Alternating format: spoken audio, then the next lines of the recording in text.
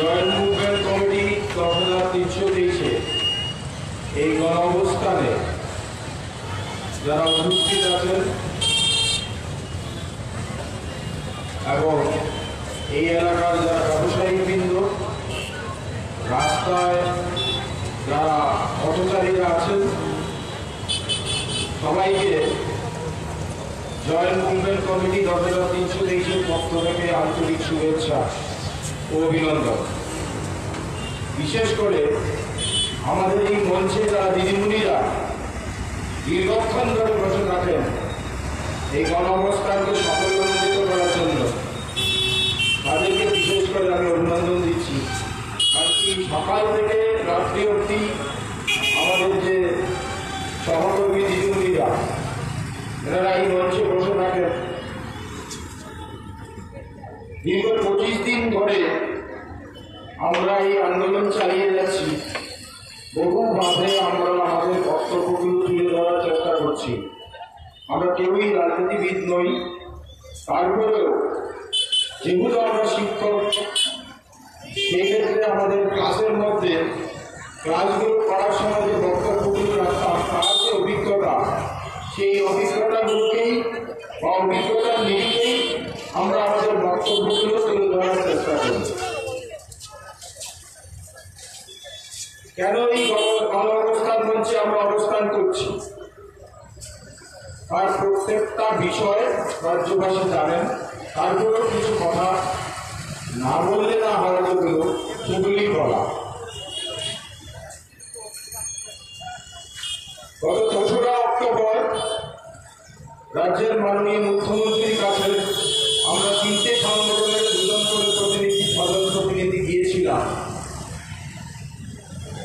আমাদের যে অবস্থা, সেই অবস্থা নিরসন করার জন্য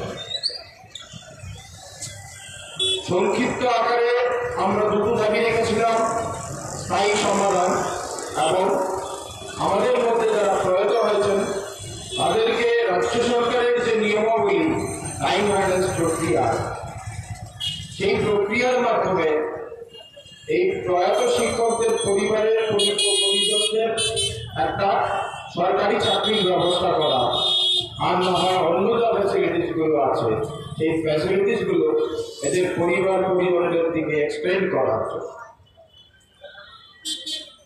এই বিষয়গুলো নিয়ে যখন আমরা রাজ্যের মাননীয় মুখ্যমন্ত্রীর কাছে যাই, উনি বিষয়গুলোর গুরুত্ব অনুধাবন করে সেদিন আমাদের বলেছিলেন যে এই বিষয়গুলো যেহেতু আইনি বিষয়, সেক্ষেত্রে আমি আমার অফিসারদের সঙ্গে কথা বলবো, এবং উনি আশ্বস্ত করেছিলেন যে 2 মাসের মধ্যে একটা স্থায়ী সমাধানের ব্যবস্থা আমি অবশ্যই করব। আমরা যেন চিন্তা না করি সে কথাটাও বলেছিলেন। আমরা যারা গিয়েছিলাম প্রতিনিধিরা বিশ্বাস করেছিলাম, কারণ রাজ্যের মাননীয় মুখ্যমন্ত্রী যে কথাটা বলেন সেটাই সার্কুলার, সেটাই আমরা দেখে আসছি, সেটাই কথা। সেদিন সেই বিশ্বাসের জন্যই আমরা মিডিয়ার সামনে খুব আনন্দের সঙ্গে বলেছিলাম যে রাজ্যের মাননীয় মুখ্যমন্ত্রী আমাদেরকে কথা দিয়েছেন আমাদের সমস্যার সমাধান করবেন 2 মাসের মধ্যে। কিন্তু পরবর্তী সময়ে যখন দেখলাম 2 মাস প্রায় অতিক্রম করে যাচ্ছে, রাজ্যের মাননীয় মুখ্যমন্ত্রী বা তার দপ্তর কোন ধরনের ভূমিকা নিচ্ছেন না, তখনই আমরা যারা বিক্ষিপ্ত আকারে বা বিক্ষিপ্তভাবে সংগঠনগুলোকে চালাতাম, আমরা দেখলাম যে এভাবে তো হবে না, ঐক্যবদ্ধ আন্দোলন করতে হবে, সংঘবদ্ধ হতে হবে। ঘড়ি আমরা মিটিং করি, মিটিং করে আমরা সিদ্ধান্ত নেই যারা আমরা আবার সংঘবদ্ধভাবে আন্দোলন করব। সেই সংঘবদ্ধ আন্দোলনের নাম নিয়ে দেওয়া হয়েছে জয়েন্ট মুভমেন্ট কমিটি। 3টে সংগঠন তার নেতৃত্বরা বসে স্থির করেছিলাম যে আমরা এই গণঅবস্থানের মাধ্যমে রাজ্য সরকারকে একটা বার্তা দেব, যেহেতু আমরা শিক্ষক, সমাজ গড়ার কারিগর, যে কোনো ধরনের আন্দোলন আমাদের পক্ষে হয়তো বা করা শ্রেয় হবে না বা দৃষ্টিকোণ হবে, সমাজের কাছে আমরা একটা বার্তা দিতে চাইছিলাম। সেই মানসিকতা নিয়েই আমরা গত 7 তারিখ এই গণ এই মঞ্চ তৈরি করে বসি, রাজ্যের বিভিন্ন জায়গা থেকে আমাদের যারা সহকর্মীরা উপচে পড়া ভিড় নিয়ে শহরে আসে এই সিটি সেন্টারের প্রাঙ্গণে। এই মঞ্চ থেকে গত 25 দিন ধরে রাজ্য সরকারকে আমরা বিভিন্নভাবে দাবিগুলো জানাচ্ছি যে আপনি বা আপনারা বা আপনার ক্যাবিনেট বা সর্বদলীয় বৈঠক বা বিধানসভা যে কোনো প্রক্রিয়ায় হোক এই 10,323-এর সমস্যাটা এখন আর শুধু 10,323-এর মধ্যে সীমাবদ্ধ নয়, এটা একটা রাজ্যের জলজন্ত সমস্যা। বলতে পারেন এমন একটা পরিবার রাজ্যের মধ্যে আছে যার কোনো আত্মীয় স্বজন এই 10,323-এর একজন নন, সে কোন রাজনৈতিক দলের পরিবার সেটা দেখে লাভ নেই। যারা কংগ্রেস করছেন তাদের আত্মীয় স্বজন এদের মধ্যে, যারা বিজেপি দল করছেন তাদের আত্মীয় স্বজন এই 10,323-এর মধ্যে আছে, যারা সিপিআইএম করছেন তাদেরও আত্মীয় স্বজন। শুধু বললেই হবে না যে 10,323 কোন একটা নির্দিষ্ট রাজনৈতিক দলের সমস্যা বা তাদের পাপের বোঝা। এই বোঝাটা একটা সামাজিক বোঝা হয়ে দাঁড়িয়েছে, যার সমাধান কোন একটা ব্যক্তি চাইলে করতে পারবে না। সামগ্রিকভাবে সরকারের সদিচ্ছার বহিঃপ্রকাশ করা হবে, সরকার এই সমস্যার সমাধান করতে হবে। কখনো কখনো মন্ত্রীদের বলতে শুনি ওই আমাদের তো উল্টো হয়েছিল, তাহলে এটাও এরকম হতে হবে। কষ্ট করতে চাই, প্রতিহিংসার রাজনীতি করছেন, তাহলে তো আপনার মন্ত্রিত্ব থাকা উচিত নয়। আপনি যে ভোটটা নিয়ে মন্ত্রিত্ব পেয়েছিলেন তাতে আপনি বলেছিলেন, কি বলেছিলেন, যে কোনো পক্ষপাতিত্বের দিকে আপনি যাবেন না। তাহলে আজকের দিনে মন্ত্রীর পদে বসে আপনি এই প্রতিহিংসার রাজনীতির কথা মুখে কিভাবে আওড়াচ্ছেন সেটাই সন্দেহ হয়। কিসের যোগ্যতার ভিত্তিতে আপনাদেরকে মন্ত্রিত্ব দেওয়া হয়েছে? আপনারা জনপ্রতিনিধি, জনগণের সমস্যা আপনাদের সমস্যা। জনগণ আপনাদেরকে নির্বাচিত করে বিধানসভায় পাঠিয়েছে, তারপর আপনারা আপনাদের দলের পক্ষ থেকে মন্ত্রিত্ব পেয়েছেন। আর মন্ত্রিত্বে বসে যদি বলেন যে আমি ভীষণ ডকুমেন্টে এই কথা বলিনি, আপনার লিখিত প্রতিশ্রুতি ছিল। আমরা যারা শিক্ষকরা গিয়েছিলাম আপনার দপ্তরে সেটা তো অস্বীকার করতে পারবেন না। আমরা যখন মিডিয়ার সামনে এই কথাগুলো বলছিলাম, যদি অসত্য বলে থাকতাম তাহলে পরের দিন কেন আপনার দপ্তর থেকে বিবৃতি দিয়ে জানাননি যে যা ওরা যা বলছে মুখ্যমন্ত্রী সেই কথাগুলো বলেননি? তখন আপনারা বিবৃতি দেননি, তার মানে আমরা ওই দিন সেই দিন মিডিয়ার সামনে বলছিলাম যে রাজ্যের মাননীয় মুখ্যমন্ত্রী এই কথাগুলো আমাদের বলেছিলেন, তার মানে সেটা সত্যি ছিল। অন্যথায় আপনার দপ্তর কেন তার বিরোধিতা করেননি বা কোনো প্রতিবাদে দুটো লেখা পত্রিকায় ছাপাননি? কারণ অনেকে বলেন আপনারা লিখিত প্রতিশ্রুতি নেননি কেন? আমরা তাদের উদ্দেশ্যে বলবো কি দরকার লিখিত প্রতিশ্রুতি? কারণ আমরা যে কথাগুলো বলছিলাম, আমরা বলছিলাম কিন্তু রাজ্যের মাননীয় মুখ্যমন্ত্রীকে নিয়ে। সুতরাং রাজ্যের মাননীয় মুখ্যমন্ত্রী সম্পর্কে যখন কোনো কথা বলা হবে, আর যদি কোনো কারণে অসত্য হয়, ওনার দপ্তর নিশ্চয়ই রিপার্কেশন দিতেন। সেটা তো সেদিন দেননি। আমরা কি দাবিটা করছি? বারংবার যে কথাটা বলার চেষ্টা করছি, রাজ্যের মন্ত্রিসভার কাছে, রাজ্যের মাননীয় মুখ্যমন্ত্রীর কাছে, শিক্ষামন্ত্রীর কাছে, রাজ্যের জনগণের কাছে, যে তৎকালীন সময়ে যে সুপ্রিম কোর্ট করা হাইকোর্টের যে জাজমেন্টটা, যে জাজমেন্টটাকে মিসলিড করা হয়েছে, ভুল ইমপ্লিমেন্ট করা হয়েছে, সেটাকে রেকটিফিকেশন করুন। কোথায় ভুল হচ্ছে? আপনি তো বলছেন বা বলে যে আমরা আইন মেনেই করবো, আইনের কথাই তো বলছি আপনাকে, সে আইনটা একটু ভেবে দেখুন না। আচ্ছা বলুন তো, রাজ্যবাসীর উদ্দেশ্যে একটা আমার জিজ্ঞাসা, আপনার বিরুদ্ধে যদি কোনো কেস হয়, কোর্ট কি আপনাকে বিনা নোটিশে কোনো কিছু করতে পারবে? ধরুন এই এলাকায় অনেকগুলো দোকান আছে, দোকান সম্পর্কে কোনো একটা কমপ্লেন দিয়ে কোনো ব্যক্তি কোর্টে গেছেন, কোর্ট কি করবে? ওই দোকানের মালিককে অন্তত পক্ষে একটা নোটিশ দেবেন, তারপর উনি ওনার আত্মপক্ষ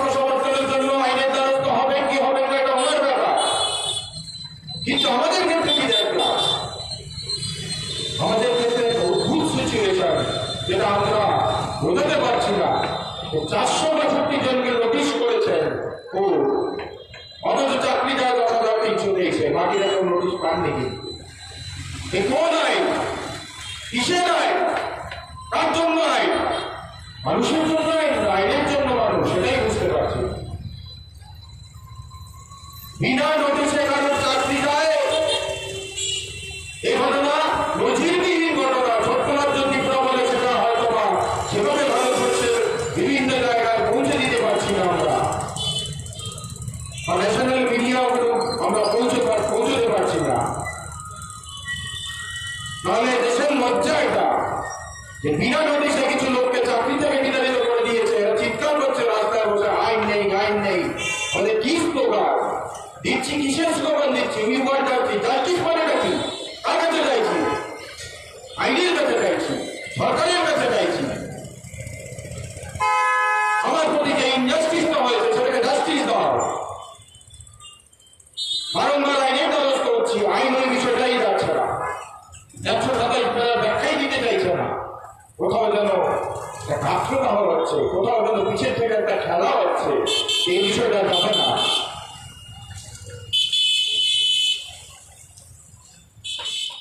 মনে আছে সেই দিন 2014 সাল যেদিন আমাদের এই ত্রিপুরা হাইকোর্ট থেকে জাজমেন্টটা বেরিয়েছিলেন, তারপর দিন পত্রিকায় একটা ক্যাপশন বেরিয়েছিল। কি ছিল সে ক্যাপশন? 10,323 চাকরি ফুরুত। মনে হতো তো? এবার বলুন তো, 219 পৃষ্ঠার জাজমেন্ট আগের দিন বেরিয়েছে, পরের দিন এই সংখ্যাটা না দপ্তর বের করতে পারবে, না কোনো মিনিস্টার বের করতে পারবে, না কোনো অফিসার ঘেটে বের করতে পারবে, এত বড় জাজমেন্ট পরে। কিন্তু পরের দিন কিন্তু সংখ্যাটা বেরিয়ে গেল 10,323। প্রশ্নটা সেই জায়গায় ষড়যন্ত্র সেদিন থেকে শুরু হয়েছিল। আজও কি ষড়যন্ত্র হয়ে যাচ্ছে 10,323 সঙ্গে? 219 পৃষ্ঠার একটা জাজমেন্ট ভালোভাবে করতে হলে অন্তত 3 দিন সময় লাগবে, কিন্তু এক মাসের মধ্যে কোনো একটা পত্রিকায় বড় বড় অ্যাকশন দেওয়া হয়, 10,323 সংখ্যাটা প্রত্যেকে পেলেন। প্রশ্নটা সেই জায়গায়। সুপ্রিম কোর্টে আমরা বহুবার গেছি এই জাজমেন্টগুলো নিয়ে। অ্যাডভোকেটরা ঘাটে যান, বলে এত বড় জাজমেন্ট করতে সময় লাগবে, 7 দিন সময় দিতে হবে। ওনাদের জুনিয়র 6-7 জন জুনিয়রকে এই কাগজগুলো দেওয়া হয়, ওনারা পড়েন, 7 দিন পরে আমরা আবার যাই। ওরা প্রত্যেকটা পৃষ্ঠা দাগ দিয়ে বলেন এই জায়গায় এই আছে, এই জায়গায় সেই আছে। তার মানে এটা কি?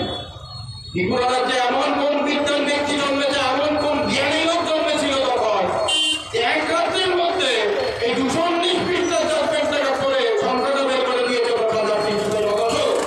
এই 219 পৃষ্ঠার কোথাও এই 10,323 এই সংখ্যাটা ছিল না, আজও নেই। চ্যালেঞ্জ করে বলছি, যদি কেউ বের করে দিতে পারেন এই মঞ্চ থেকে ছেড়ে দেবে, যাবো, এই মঞ্চে দাঁড়াবো না। ষড়যন্ত্র সেদিন থেকে শুরু হয়েছিল, আজই চলছে ষড়যন্ত্রগুলো। যেদিন বুঝতে পারিনি, যেদিন আমরা বিষয়গুলো বুঝতে পারিনি, তখন নিজেরা শিক্ষক আস্তে আস্তে বিষয়গুলোকে পড়তে শুরু করলাম। কি আছে এই জাজমেন্টের মধ্যে, কি আমার ইংরেজি লেখা, যেগুলো আমি বুঝতে পারবো। আমার মতো অনেক শিক্ষক প্রিন্ট আউট করলাম, পড়া শুরু করলাম, দেখলাম জানি না, এটা গল্প অন্য জায়গায়। একটা বেসিক নলেজ সবারই আছে যে আমাকে নোটিশ করা ছাড়া কোনোভাবেই আমার চাকরি যেতে পারে না। যে কোর্ট বলো, রাজ্য সরকার বলো, দপ্তর বলো, যে চাকরি বলো, তাতে আমার কিছু আছে না। একটা বেসিক কনসেপ্ট জানালো, আমার চাকরি যেতে হলে আমাকে অন্তত একটা নোটিশ করতে হবে। তার প্রমাণ হলো যখন আমরা কিছুদিন আগে একটা কেস করেছিলাম যে আমাদের জাজমেন্টের সঙ্গে 537 যে একটা রিট পিটিশন 2012 সালের 4 জন আছে, এদেরকে কিন্তু টার্মিনেট করা হয়নি। কিছুদিন আগে আপনারা দেখতে পেলেন কোর্ট থেকে একটা অর্ডার ইস্যু করা হয়, নোটিশ ইস্যু করা হয় রাজ্য সরকারের শিক্ষা দপ্তরকে। শিক্ষা দপ্তর তখন ওই 4 জনকে একটা নোটিশ দেয় আত্মপক্ষ সমর্থনের জন্য, যে তোমাকে টার্মিনেট করা হবে কি হবে না, তুমি আইনের দ্বারস্থ হও। আমাদের প্রশ্ন সেই জায়গায়, যদি এই 4 জনের জন্য রাজ্যের শিক্ষা দপ্তর এই নোটিশটা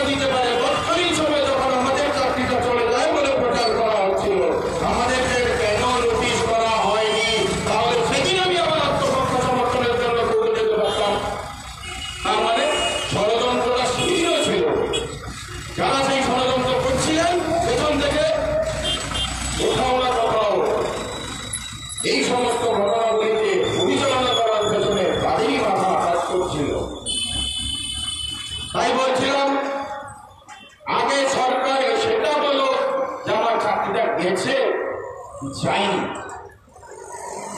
সুপ্রিম কোর্টে জাজমেন্ট করছেন, সুপ্রিম কোর্টে 462 জনকে নোটিশ করেছে, কাগজ আমার কাছে আছে, ইন্ডিভিজুয়াল নোটিশ করেছে, কাগজও 462 জনের নাম। তাহলে কি করে গেল আমার চাকরিরা? আমরা রাজ্য সরকারের কাছে যে দাবিটা করছি যে আপনি এই যে ভুলটা হয়েছে সেই ভুলটাকে শুধরে আমাদেরকে বিদ্যালয়ে যেতে দিন, আর বাকি যারা আছে যারা এই জাজমেন্টের মধ্যে পড়ে তাদের জন্য 13,000 পোস্ট আছে, কিংবা সুপ্রিম কোর্ট যে লাস্ট যে অর্ডারটা দিয়েছে অল্টারনেটিভ এমপ্লয়মেন্টের সোলাস হিসাবে ডিক্লেয়ার করেছে, সোলাসটা ডিক্লেয়ার করেছে কারণ রাজ্য সরকার একটা এফিডেভিট জমা করেছিল সুপ্রিম কোর্টে আমাদেরকে এসে কি বলে এফিডেভিটটা দিয়েছিল যে রাজ্য সরকার 10,000 সামথিং ভ্যাকেন্ট পোস্ট বের করেছে, তাতে এই 8,882 জন শিক্ষককে নিযুক্তি দিতে চাইছে, সরাসরি নিযুক্তি দিতে চাইছে। কোন কোর্ট যেটা বলে দিতে পারে না সরাসরি নিযুক্তির কথা, তাই কোর্ট এই বিষয়টাকে সোলাস হিসাবে ডিক্লেয়ার করে দিয়েছে যেন রাজ্য সরকারের ব্যবহার করতে বাধা না হয়। কিন্তু রাজ্যের মাননীয় শিক্ষামন্ত্রী দুর্ভাগ্যের সত্যি সবটা বুঝে পেছন থেকে খেলে যাচ্ছেন। ছোট্ট একটা উদাহরণ দিলে বুঝতে পারবেন, এই ডাইং হার্নেসের যে চাকরিগুলো হয়, রাজ্য সরকার যে ডাইং হার্নেসের চাকরিগুলো পরিবারদের দেয় সেটাও ওয়ান কাইন্ড অফ সোলাস অনুদান। তার জন্য কি তাকে আলাদাভাবে ইন্টারভিউ দিতে হয়? শুনতে পেয়েছেন কোথাও? তাহলে রাজ্য সরকার যে পদের কথা বলছেন তাতে কেন ইন্টারভিউর কথা বলছেন? বিভিন্ন মিডিয়ার বন্ধুরা এসে আমাদের জিজ্ঞেস করছেন আপনারা কেন ইন্টারভিউ দিতে চাইছেন না? রাজ্যের মুখ্যমন্ত্রী বলছেন ধর্মমন্ত্রী ছেলে পড়তে বসুন, শিক্ষামন্ত্রী বলছেন। প্রশ্নটা হলো আমি কেন ইন্টারভিউ দেবো? আপনি তো সুপ্রিম কোর্টকে বলেছেন যে এইগুলো আমার জন্য, সুপ্রিম কোর্ট বলেছে সোলাস। আর যদি লেজিসলেচার নিয়ে কথা বলতে হয়, আজকে এই মঞ্চ থেকে বলে দিচ্ছে একটা ক্যাবিনেট সিদ্ধান্ত নিন যে এই চাকরিগুলো আমরা সোলাস হিসাবে ডিক্লেয়ার করবো, কালকে সকালে আপনি ডিক্লেয়ার করে সবাইকে কোনো কেস হবে না, এটার দায়িত্ব আমি নিলাম। কোনো কেস কপে টিকবে না, কেস করতে পারে এইগুলো টিকবে না। তাহলে তো ডাইং হার্নেসের কোনো চাকরি দিতে পারতো না সরকার। ডাইং হার্নেসের চাকরিগুলো যদি সোলাস হিসাবে দিতে পারে, এই চাকরিগুলো সোলাস হিসাবে দিতে পারে, আমরা বেশি সব সুপ্রিম কোর্ট পাই বা সুপ্রিম কোর্টের অর্ডার, রাজ্য অর্ডারটা এসছে, তো কোথায় বলবো চাইছেন? এদিকে সব শিক্ষিত মানুষ চাকরি করেছে 10 বছর 7 বছর, তাদের বোঝাচ্ছে। রাজ্যবাসীকে অনেক ভুল বুঝিয়েছেন, এখন রাজ্যবাসী বোঝার পাল্লা বুঝে গেছে এদের চাকরিতে যায়নি, ষড়যন্ত্র। তাই বলছিলাম যদি শুধু থাকে আপনি সরকার ব্যবহার করুন, 127 ধারা বলে বা সুপ্রিম কোর্টের বা হাইকোর্টের জাজমেন্টটাকে প্রপার ইমপ্লিমেন্টেশন করুন, করে আমাদেরকে শিক্ষকতায় দিয়ে দিন। বাকিরা যারা আটকে যাবে এই রায়ের মধ্যে তাদের জন্য 13,000 পোস্ট আছে, সরাসরি নিতে পারেন, ইন্টারভিউ দেওয়া আছে এদের, কিংবা সুপ্রিম কোর্ট যে লাস্ট অর্ডারটা দিয়েছে তাতে সরাসরি গ্রুপ পদের মধ্যে আপনারা অ্যাডজাস্ট করতে পারেন। কাকে কি গল্প বলছেন? এই হবে, এই হবে, সেই হবে, কিসের গল্প এগুলো? তাহলে তো ডাইং হার্নেসের প্রত্যেকটা থেকেই হলো, হয় না কেন? কারণ তো ওই ডাইং হার্নেসের চাকরিগুলো একটা সোলাস।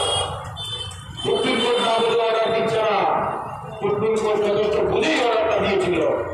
তার ভুল একটা রাজ্য সরকার করছে, রাজ্যের আইন দপ্তর করছে। আপনারা কি ভাবছেন আমরা বসে আছি? আমরা যারা সুপ্রিম কোর্টের লয়ারদেরকে অ্যাপয়েন্ট করেছিলাম তাদের থেকে এই টাকাগুলো আপনারা নেইনি, আমরা নেইনি, সবকিছু ব্যাখ্যা নিয়ে বসে আছি। কেন দেশের সর্বোচ্চ একজন অ্যাডভোকেট বলছেন যে এটা আর কোনো সমস্যা রইল না, সরকার চাইলেই দিতে পারে। এখন তার চেয়ে বড় অ্যাডভোকেট তো ত্রিপুরা রাজ্যে নেই,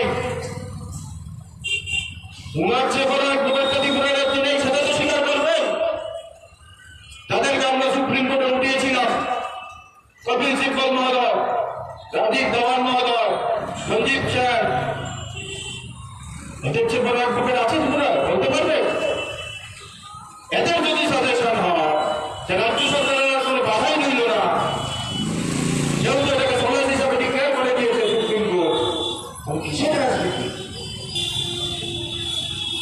মহিলারা, শিশুরা রাস্তায় পড়ে আছে, ট্রেনের উপর ঘুমাচ্ছে। নির্বাক প্রশাসন, নির্বাক মন্ত্রীরা।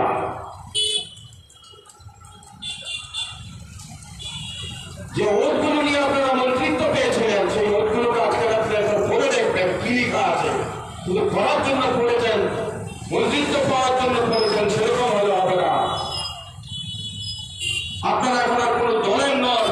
যারা মন্ত্রীরা হয়েছেন, এই 36 লক্ষ জনগণের মন্ত্রী, আমারও মন্ত্রী, এই মন্ত্রী যারা বসে আছে, ছোট্ট ছোট্ট শিশু, তাদেরও মন্ত্রী। আপনি কি জবাব দেবেন এই বাচ্চাগুলোকে? কি অপরাধে এরা পড়ে আছে? জবাব আছে? নেই। একই গুলি আওড়ে যাচ্ছেন। পরীক্ষায় বসা, পরীক্ষায় বসা। আপনি পোস্ট করে তৈরি করলেন। দেড় পোস্ট তৈরি করেছেন গ্রুপ 3 জন্য, 2,500 পোস্ট তৈরি করেছেন গ্রুপ 3 জন্য। 10,323-এর মধ্যে আবার ডিভাইড এন্ড রুল। ইংরেজ চলে গেছে, কিন্তু এদের মতো মন্ত্রীরা দেশের থেকে ইংরেজের থেকেও খতরনাক ভূমিকা নিচ্ছে। এরা কেবল বারবার divide and rule, divide and rule. তখন আমরা একত্রিত হয়েছি, সংঘবদ্ধ হয়েছি, লড়াই করছি। আবার এদের ভাগার প্রক্রিয়া শুরু করে দিয়েছে। এবার আজকে সে পিলার তৈরি করে দিয়েছে। ভাঙার আর কোনো স্কোপ নেই। মরবো বাঁচবো, এই মঞ্চ থেকেই যা নেওয়া নিয়ে যাব। যত চেষ্টা করার করুন, আমরা কিন্তু এই মঞ্চ থাকছি না। আর যেদিন ছাড়বো, আপনারাও বাড়ি থেকে বেরোতে পারবেন না। এই মঞ্চ ছেড়ে যেদিন বেরোবো, সেদিন আপনিও বাড়ি থেকে বেরোতে পারবেন না। সেক্রেটারিয়েট আপনি দেখতে পারবেন না। অনুনয়, বিনয়, অনুরোধ সব কিছু করছে এই মঞ্চ থেকে। জোর হাত করে রাজ্য সরকারের কাছে বারবার বলছি যে মিথ্যা ভাবে এই যে কাজগুলো হয়ে যাচ্ছে আমাদের প্রতি, সেগুলোকে রেকটিফিকেশনের সুযোগ রয়েছে। আপনারা ব্যবহার করুন, সব ব্যবহার করে। এই লোকগুলো আজকে 31শে ডিসেম্বর সবাই বাড়িতে থেকে বাচ্চা ছেলে মেয়েদের সঙ্গে আনন্দ করার কথা ছিল। আজকে নিরাশ অবস্থা। আপনারও তো ছেলে মেয়ে আছে, আজকে তো আপনার ছেলে মেয়ে আনন্দ করবে। আমরা কি অপরাধ করেছিলাম? অপরাধ এইটুকুনো করেছিলাম, 10 বছর ভালোভাবে চাকরি করেছিলাম, রাজ্যের বাচ্চাগুলোকে শিক্ষা দেওয়ার ব্যবস্থা করেছিলাম। যেদিন বিদ্যালয়ে গিয়েছিলাম, সেদিন বিদ্যালয়ের অবস্থা যা ছিল, যেদিন ছেড়ে এসেছি, সেই অবস্থাটা একবার বিবেচনা করে দেখুন যে আমরা যারা 10 বছর 7 বছর চাকরি করেছি, বিদ্যালয়গুলোর উন্নতি করেছি না অবনতির দিকে নিয়ে গিয়েছিলাম। যোগ্যতার প্রমাণ আমাদের ছাত্রছাত্রীরা দেবে। কোন নেতা মন্ত্রীর প্রমাণ দেওয়ার প্রয়োজন নেই।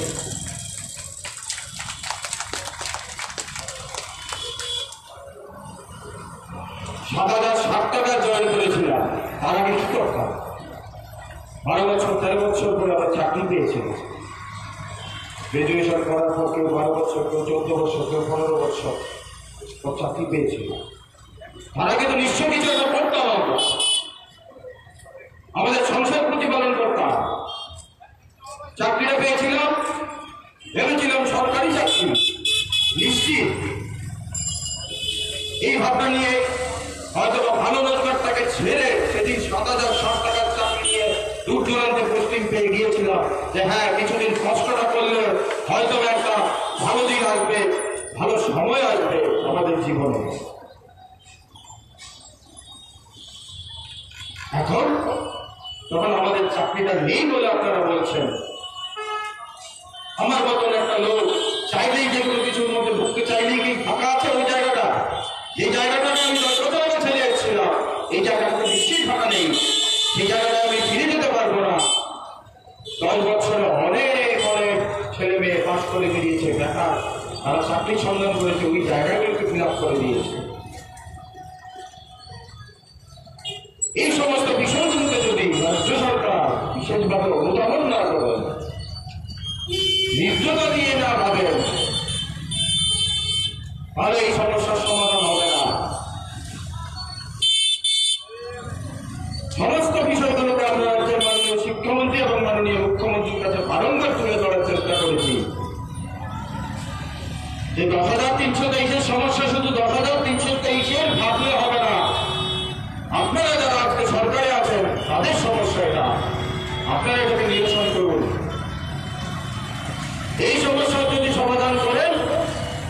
এখানে রাজ্যবাসী আপনাদের মাথায় তুলে রাখবে। এত বড় একটা সমস্যা এই সরকার এসে নিরসন করেছেন, ভাবছি আর ভালো কি দিক হতে পারে। এই মঞ্চ ছেড়ে হয়তো সেদিন আমরা আপনার এই সমস্যার সমাধান হবে, এই মঞ্চ ছেড়ে এই মন্ত্রীদেরই গুণগান করতে করতে হয়তো একটা মিছিল করবো, বলবো যে ধন্যবাদ মাননীয় মুখ্যমন্ত্রী, ধন্যবাদ মাননীয় শিক্ষামন্ত্রী। সেই সুযোগটা দিন, তার জন্য আপনাকে এগিয়ে আসতে হবে। সমস্ত ধরনের গণতান্ত্রিক যে পদ্ধতি, সেই পদ্ধতিগুলোকে আমরা অবলম্বন করে যাচ্ছি, পরিচয় দিচ্ছি আমরা শিক্ষক। আপনাদেরকেও একটা দায়িত্বশীল সরকারের পরিচয় দিতে হবে। অন্যথায় আপনারা যদি এই বিষয়গুলোকে গুরুত্ব দিয়ে না দেখেন, এমন যেন না হয় রাজ্যের সমস্ত 323 শিক্ষকরা আবার স্কুলগুলোতে যায়। কারণ আমরা জানি, আমরা যদি স্কুলে যাই, স্কুলের হেডমাস্টাররা আমাদেরকে টার্মিনেশনাল লেটারের কপি দিতে পারবে না। সেই জায়গায় ওনাকেও আমি আইনের দ্বারস্থ করে দিতে পারবো। ওনার কাছে কোনো কপি নেই, আমরা জানি, আমরা চাইলে সেটা করে দিতে পারি। রাজ্যের মধ্যে একটা বিশৃঙ্খলা তৈরি হবে, বিদ্যালয়গুলোর মধ্যে একটা বিশৃঙ্খলা তৈরি হবে। কারণ সেই হেডমাস্টার বাবুর কাছে টার্মিনেশনের কোনো কপি নেই, অথচ আমাদের সিগনেচার করতে দেওয়া হয়তো না, আমরা বেতনটা গায়ে লাভ করে রাখা হয়। ইউডাইস করে আমাদের প্রত্যেকের বেতন আসছে, অথচ আমাদেরকে বেতনটা হ্যান্ড আউট করে দেওয়া হয়েছে। কি বলেছিলেন? লাস্ট একটা নোটিশ আমাদের ডাইরেক্টরি থেকে বের হয়েছিল, সেটাতে আমাকে টার্মিনেট করা শব্দটা ব্যবহার করেনি, আমাকে সিজ করা হয়তো বলেছে। টার্মিনেশন এবং সিজের মধ্যে কি ডিফারেন্স সেটা নিশ্চয়ই আধিকারিকরা জানেন আর আমরা জানি। আমাকে যদি সিজ করা হয়, কিসের বেসিসে সিজ করেছে, আমাকে যেতে দেওয়া উচিত হলো। আমরা এই মঞ্চটাকে দীর্ঘদিন ধরে রাখার পর্যায়ে আর নেই, কারণ অনুনয় বিনোদনের চর্চা অনেকটাই গেছে। এজন্য না হয় এই মঞ্চ ছেড়ে আমরা বিদ্যালয়গুলোর দিকে ছুটে না যাই। আর আমরা বারবার রাজ্যের মাননীয় মুখ্যমন্ত্রীকে বলেছিলাম, আমাদের প্রাণ, আমাদের বিদ্যালয়, আমাদের ছাত্রছাত্রীরা, আমরা আমার প্রাণের দিকেই ছুটে যাব, আমরা বিদ্যালয়ের দিকে ছুটে যাব। আপনি ব্যবস্থা করুন, আপনি এখন অব্দি ব্যবস্থা করতে পারেননি। কালকে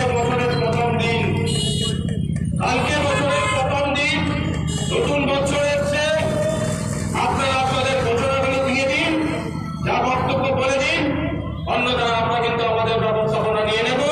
এই বলে আজকে আমার বক্তব্য শেষ করছি। ধন্যবাদ।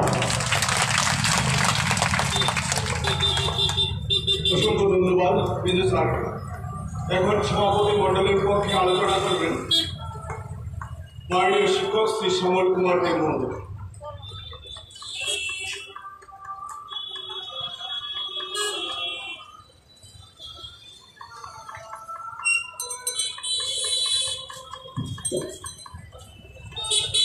সবার কাছে প্রথমেই আমি দুঃখিত, আমরা ডিক্লেয়ার করেছিলাম আজকের অনুষ্ঠানটা 4টার মধ্যে শেষ করে দেব, কিন্তু বিশেষ কিছু কারণবশত আমরা পারিনি, এর জন্য আমরা দুঃখিত।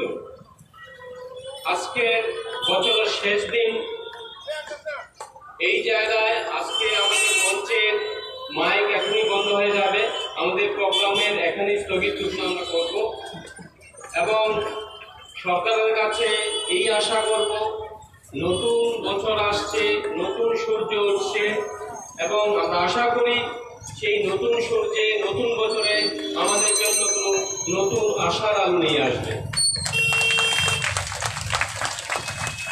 অনেক আলোচনা হয়েছে, অনেক বক্তব্য আপনারা শুনেছেন।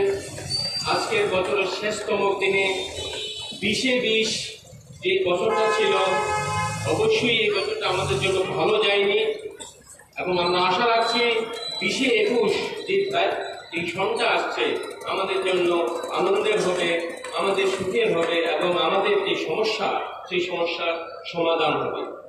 আজকে এখানেই আমাদের মঞ্চের যে প্রোগ্রামের আমরা ইতি ঘোষণা করছি। আমরা এখন এই মঞ্চেই থাকবো, মঞ্চে বসেই আমরা আমাদের যে প্রতিবাদ কর্মসূচি সেটা চালিয়ে যাব, কিন্তু এখন থেকে আজকের জন্য আর কোনো আলোচনা, আর কোনো আবৃত্তি বা কোনো গান করা হবে না। আজকে আমরা বছরের শেষ দিন এবং 25তম দিনের দিনটাকে আজকে সমাপ্তি ঘোষণা করছি। ধন্যবাদ, শুভরাত্রি, সবাই ভালো থাকবেন।